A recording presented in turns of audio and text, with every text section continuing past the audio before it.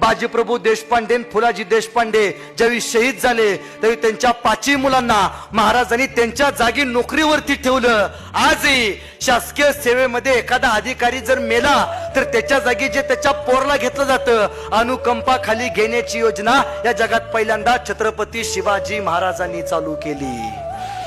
आजही एखादा शासकीय नोकरीदार किंवा जवान शहीद झाला तर त्याच्या बायकोला पेन्शन मिळते. ही पेन्शन नावाची योजना छत्रपती शिवाजी महाराजांनी चालू केली. दर 5 वर्षाला तहसीलदारांची कलेक्टरांची PSI ची बदली होते.